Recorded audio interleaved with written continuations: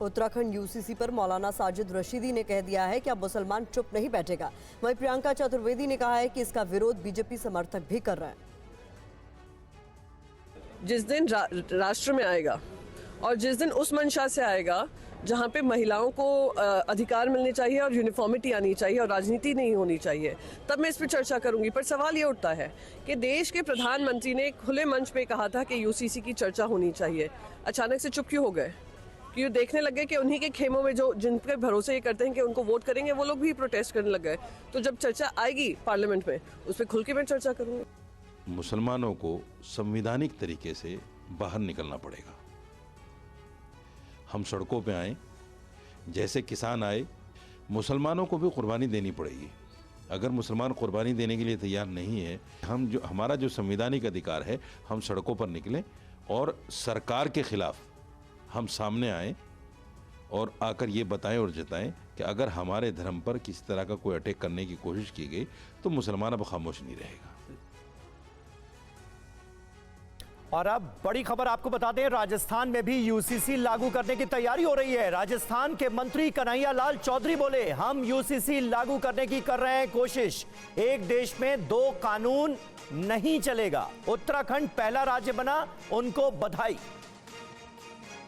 हिंदुस्तान में सबसे इम्पोर्टेंट है, एक देश में दो कानून चल नहीं सकते। ये किस तरह से चल रहे थे, बाकी एक देश में एक ही कानून होना चाहिए, बहुत इम्पोर्टेंट है। बिल्कुल 100% मुख्यमंत्री से वार्ता करके इस पर चर्चा करेंगे और मेरी पूरी इच्छा है, क्योंकि मैं वार्ता करने के बाद में बता पाऊंगा, बाकी 100% राजस्थान की विधानसभा में ये लागू होगा, पारित करेंगे और राजस्थान में नहीं पूरे भारत में लागू होगा।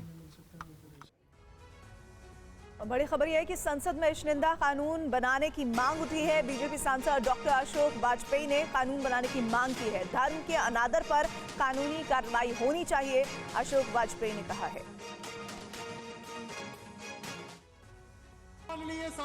उत्तर प्रदेश से बीजेपी के राज्यसभा सांसद डॉक्टर अशोक वाजपेयी ने सरकार से ईशनिंदा कानून बनाने की मांग की है। उनके मुताबिक आए दिन कई लोग हमारी धार्मिक भावनाओं को आहत करते रहते हैं। लगातार दूसरे धर्मावलंबी हमारे धर्म के प्रति जिस तरीके की गंदी टिप्पणियां करके, हमारे अपमानजनक टिप्पणी करके हमारे धर्म को, हमारी आस्था को, हमारे विश्वास को चोट पहुंचाने का काम करते हैं, गंभीर विषय है। आज तक देश में कई बार ये मांग उठी है कि यहां पर भी ईशनिंदा कानून बनाया जाए। तो मैं चाहूंगा, भारत सरकार से ये मेरी अपील होगी आपके माध्यम से कि यहां पर ईशनिंदा कानून बने और इस तरीके से हमारे धर्म को या किसी भी धर्म का अपमान करने वाले, धर्म के प्रतीकों का अपमान करने वाले, धर्म के विरुद्ध अपमानजनक टिप्पणी करने वाले, अपमानजनक साहित्य प्रचारित करने वाले, अपमानजनक चित्र बनाने वालों के विरुद्ध कठोर कार्यवाही का प्राविधान किया जाए। ऐसे लोगों पर लगाम लगाने के लिए देश में ईशनिंदा कानून होना चाहिए। दुनिया के कई देशों में ईशनिंदा कानून पहले से है। केंद्रीय मंत्री एसपी सिंह बघेल ने टीवी9 भारतवर्ष से खास बातचीत में कहा है कि धार्मिक भावनाओं को ठेस पहुंचाने वालों के खिलाफ एक्शन होना चाहिए, क्योंकि इससे देश की एकता कमजोर होती है। सार्वजनिक जीवन में मैं देखता हूं कि कुछ कार्टून ऐसे बना देते हैं, चित्र बना देते हैं, स्टेटमेंट या लेख ऐसे लिख देते हैं जिससे धार्मिक भावनाओं को ठेस पहुंचती है और उससे फिर सांप्रदायिक दंगे होने की संभावना होती है। अब ऐसी सब चीज़ों से देश की एकता, अखंडता और भाईचारा कमज़ोर होता है।